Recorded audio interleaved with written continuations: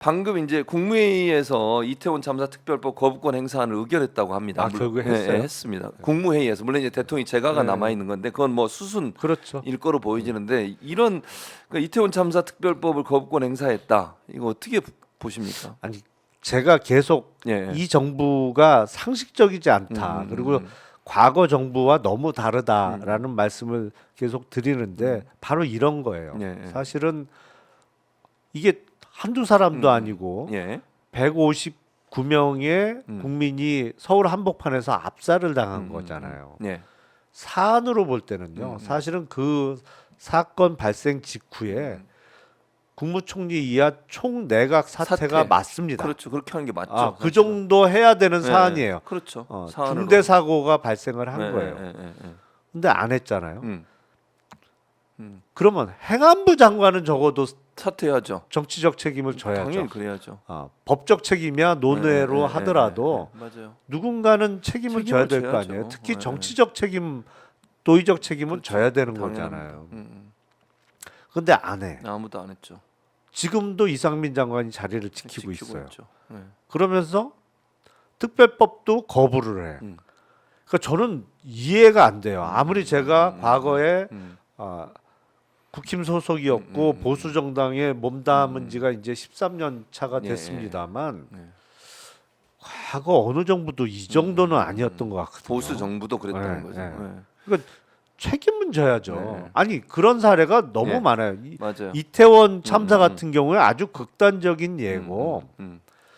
예를 들어서 배우 신인균 씨 사건 있잖아요. 이성균 씨? 이성균 네, 씨. 이성균 씨. 예, 맞습니다. 이성균 씨 사고도 예. 그 정도 사안이면 적어도 인천 경찰청장은 사퇴를 하는 게 그렇죠. 맞아요. 왜냐하면 수사 과정에 잘못된 점이 많거든요. 증거 확보도 안 되고 혐의 입증도 결국엔 뭐 실패한 건데 예. 그걸 왜 처음부터 공개 수사를 하느냐고요.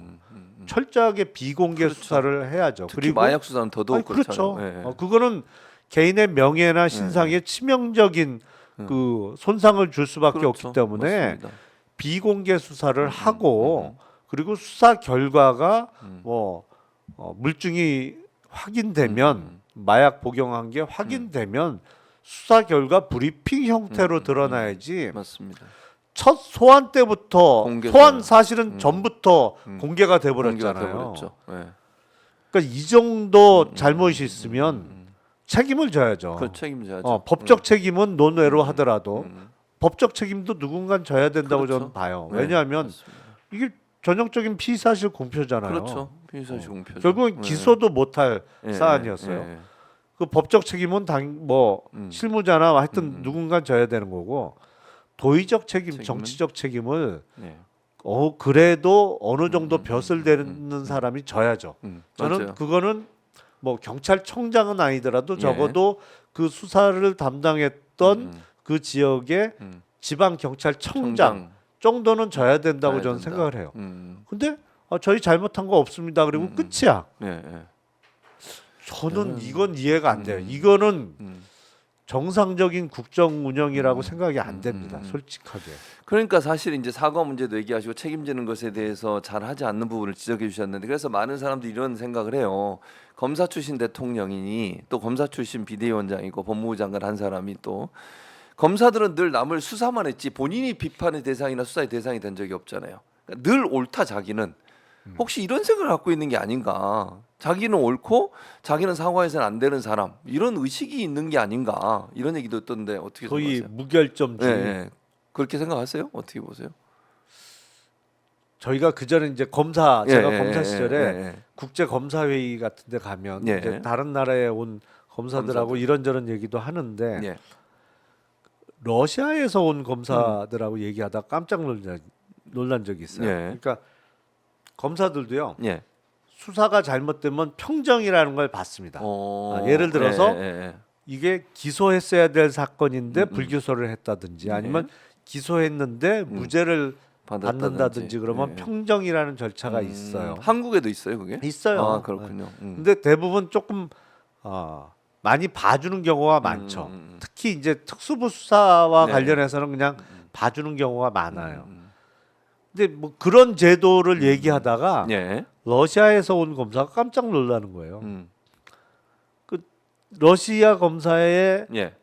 답변은 그거예요. 뭐예요? 아니 어떻게 검사가 잘못을 할 수가 있냐. 아, 러시아 검사 그렇게 얘기했어요. 어.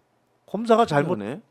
잘못한다는 게 있을 수 없는 일 아니냐. 무슨 자기 신이에요? 왜 아니 그러는 그러니까 거야? 거기도 보니까 예. 검사 결정하면 그대로 모든 게. 가나 봐요. 예, 뭐 예, 그런 예. 얘기를 하면서 제가 뭐지 이거? 그럼 깜짝 놀란 적이 있는데 그 저는 예. 윤석열 대통령과 한동훈 위원장을 바라보는 많은 국민들의 시선은 물론 그럴 만한 점이 분명히 있습니다만 예.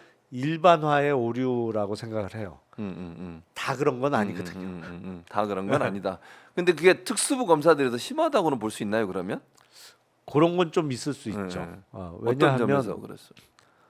그 책임을 안 져요. 기본적으로. 그리고 그 소위 자칭 특수통이라고 본인들을 하는 그렇게 얘기하죠. 자칭 예. 하는 사람 뭐 누구는 조선 제일검 얘기까지 하던데 예. 어떤 사람에 대해서 음. 구속을 하면 일이 끝났다고 생각하는 경향이 많아요. 그 다음에 어떤 재판의 결과가 나오든 말든. 네. 근데 그 당한 사람 만약 무죄 나오면 그 사람 얼마나 억울해요, 그러면? 억울하죠. 네. 아니 당장 양승태 대법원장만 해도 그것도 뭐 그런 상황이 대법원장 돼버렸죠. 퇴임하자마자 구속돼 갖고 한참 예, 있었잖아요. 있었죠. 예. 뭐 여러 건으로 또 병합 기소가 되면서 구속 기간이 엄청 길어졌었어요. 그런 양반도 억울하죠. 저게 전부 무죄가 났으니. 물론 도의적으로 잘못한 부분도 그럼 있겠지만 있죠. 예. 법적으로는 어쨌든 1심 판단에서는 전부 무죄라는 거 아니에요. 그러니까 억울한 피해자가 많이 나오죠. 근데 거기에 대해서 사실은 책임 뭐 도덕적 내가 잘못했다 뭐 책임 이런 건 전혀 느끼지 않는다는 거잖아요. 그러니까 기소하면 잊어버리는 것 같아요. 아예 잊어버려. 그냥 공판 검사가 알아서 하고 자기는 기소했으니까 끝이다 이런 거네요, 결국은. 그런 경우도 많고 뭐 그 음. 재판 결과가 나오더라도 네. 좀 뭐 너는 그렇게 생각해라. 나는 나는 아니다. 뭐 이런 것 같기도 하고.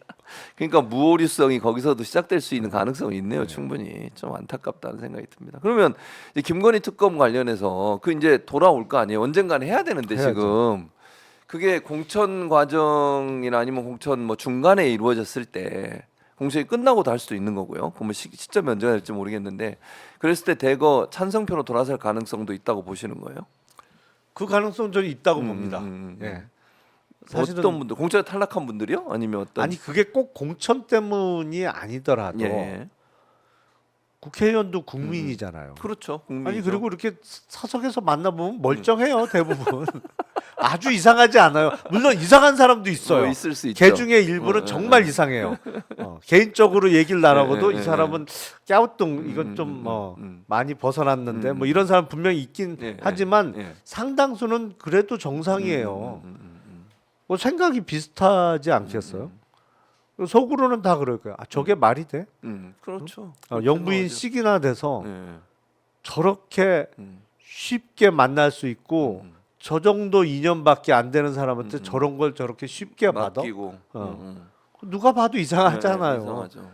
그럼 재표결할 때 무기명 투표인데 무기명 투표죠. 맞아요. 거긴 정말 양심에 따라 이렇게 할 수 있잖아요. 맞아요. 다만 국힘 의원들은 그 점은 있을 거예요. 어떤 점? 이게 총선 전에 수사 개시가 되면 총선을 앞두고 온갖 언론에서 이 그치. 특검의 수사 상황, 수사 결과만 보도를 할 테니 그렇죠. 내 선거에 분명히 불리하게 불리하다. 작용할 거다. 여당으로서. 그래서 특검의 수사 개시 시점과 관련해서는 반대표를 던질 가능성이 높습니다. 다만 이게 특검법이 통과가 되더라도 예. 특검을 임명하는 절차가 좀 걸리잖아요. 시간이 좀 걸리고 예, 그리고 걸리죠. 특검이 임명된 다음에 준비 기일이 한 맞아요. 20일 또 있잖아요. 그러니까요. 사무실도 예, 얻어야 맞아, 되고 맞아. 뭐 예, 수사팀도 꾸려야 꾸려야 되고 되고. 예. 하는 그 기간 20일 있어요. 그래서 본격적인 수사가 개시되는 시점이 선거 이후라면 조용히 가서 그냥 가를 찍을 가능성이 높다. 제가 보기엔 하고 싶은 대로 하고 싶은 대로 어차피 겉으로- 무기명이니까. 겉으로 지금 얘기는 못하지만 에라 그러면서 딱 그러니까 그럴 가능성을 전혀 배제할 수 없는 아, 상황이라는 예. 말씀이신 아, 거죠. 그럼요. 그렇군요. 자 이제 마무리를 해야 되겠는데 개혁신당 관련해서 얘기를 좀 해봐야 할 네. 것 같아요. 뭐 그것도 원하시는 거니까 아, 개혁신당 신당 얘기하죠. 얘기를 너무 못했어요. 그러니까. 오늘. 예. 근데 뭐 신당이 갖고 있는 윤석열 대통령에 대한 생각을 말씀하시는 거예요. 그게 또 결국은 이제 신당 홍보예요. 저는 그렇게 보고. 근데 궁금한 건 김용남 전 의원이 개혁신당에 들어갈 때 본인이 먼저 얘기했는지 뭐 그게 꼭 중요한 건 아니지만 이준석 대표가 러브콜을 보낸 건지 그게 궁금해요, 사실은. 아니 그냥 예. 우연하게 같이 밥을 먹게 됐어요. 아 이거 뭐 관계 없이. 아 그렇죠. 뭐 예. 입당 여부는 전혀 음.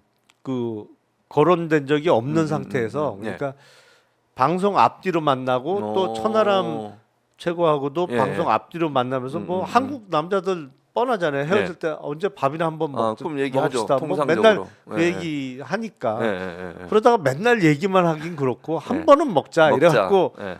일요일 저녁에 같이 먹게 누구 됐는데 같이 저하고 이준석 대표, 천하람 최고 이렇게 최고까지 셋이 세 명. 어. 예. 그 저녁 먹으면서 이런저런 얘기를 하는데 말이 너무 잘 통하는 거예요. 세 사람이. 어. 예. 뭐 어떤 이슈가 됐던 예. 얘기를 꺼내면 이해도도 빠르고 음. 그 생각이 거의 일치를 해요. 음. 그때는 주식 얘기도 많이 했는데 예, 소위 예. 그 한국 상장 기업의 거버넌스 개선과 관련한 그런 그 얘기를 예, 많이 예, 나누고 예. 뭐 정치 얘기도 하고 했는데 음. 얘기가 너무 잘 통해서 예. 그래서 같이 해도 될 것 같다라고 느끼는데 그때 천하람 최고가 예. 그랬나 누가 그랬나 하여튼 예, 뭐 예. 같이 하시죠. 뭐 그렇게 얘기가 누가 나왔군요. 얘기하세요. 예. 두 사람 중에 누군가 그렇게 예, 얘기했다는 거고. 예. 그래서 그냥 그 상황에서 바로 손잡고 아이 그럽시다 이래갖고 너무 즉석에서 하는 거 아니에요? 좀 생각을 해보고 해야지. 그러시면 아니 어떡해요? 근데 예. 그 전에 제가 국힘에 대한 실망감이 예, 너무 커졌죠. 많이 쌓여 맞아요. 있었어요. 그 당시에 사실은 그랬죠. 맞아요. 이게 도대체 정상적인 정당이라고 보기가 조금 어려워요. 예. 이게 당 운영되고 돌아가는 게 아니 무슨 이철기 의원이 뭐 말 한마디 하면 다 그걸 완전히 금과 옥조처럼 따르고 절대로 거기서 벗어나면 안 되는 것처럼 하고 예. 비대위원장도 세상에 정권의 2인자가 총선을 앞두고 그러니까. 대통령 지지율이 낮아서 여당이 위기인데 예. 2인자가 비대위원장 오는 것도 말도 안 되는데 뭐 그래서 정이 떨어진 상황에서 같이 그냥, 합시다 그러니까 오케이 해갖고 해서 그냥 그래서 시작이 된 거군요. 네. 저는 또 깊이 고민하고 한 줄 알았어요. 몇 주 정도. 그게 아니고 저는 식사하다가 저는 옷을 사러 가도 옷을 보고 결정하는데 뭐 예. 1분이 채 안 걸려요. 그래요? 그럼 사모님이랑 같이 가면 사모님 싫어하시지 않습니까? 집사람 옷을 고를 네. 때는 저는 이제 딴 데 가 있거나 아니 이거 보고 있죠. 이거 옆에는 해도 서 되잖아. 있는데 이거 네. 보고 뭐 이러고 있죠. 알겠습니다. 자, 양인주님이 슈퍼챗 보내주시면 이런 얘기했어요. 제가 김용남 의원님을 응원하는 날이 올 줄은 몰랐습니다. 최 교수님, 김용남 의원님 화이팅 이렇게. 이렇게 좀 이런 분이 많아요. 김용남 의원을 응원하는 분들이. 아니 저도 이준석 대표하고 같은 당을 할 거라고 저라고 생각을 했죠. 해봤겠어요. 예전에 저쪽에 있을 때는 이준석 대표 막 비판하고 이러셨잖아요. 그럼요. 네. 그거 얘기 안 해요? 이준석 대표가 만나서? 뭐. 그때 네. 저녁 먹으면서 술 한잔 하면서 다 네. 쿨하게 턴 다 거죠. 풀었어요. 네. 이준석 대표가 그런 점은 있어요. 자기 비판한 거에 대해서 그렇게 뭐 막 그 뭐 꽁하고 이런 스타일은 아니에요. 그럼요. 좀 저도 그런 그래요. 건 맞아. 저도 마찬가지인 게 저도- 그때 네. 이준석 당 대표 시절에 저 네. 윤리위 회부했잖아요. 서로 이게 있네요. 그럼요. 근데도 뭐 쿨하게 터는 쿨하게 거죠. 털고. 그걸 갖고 네. 뭐. 그러니까 인석 대표는 제가 보니까 정말 이제 중요한 인물이 자기들한테 자기를 공격하면 얘기를 하는데 이제 그냥 저나 김용남 의원 얘기하면 그냥 넘어가요. 그거 별로 중요하게 생각 안 하나 봐. 옛날에도. 저 윤리위 회부했다니까요. 뭘 그냥 넘어가요. 그때 그러면 김용남 윤리위 갔다 왔는데. 그래 김용남 의원이 그때는 비판을 막 하셨어요? 이준석 대표? 그럼요. 예. 아니 그때는 뭐 대선 앞두고 급한데 서로 선거운동 방법이나 방향이 좀 달라서 다르니까. 그러셨군요.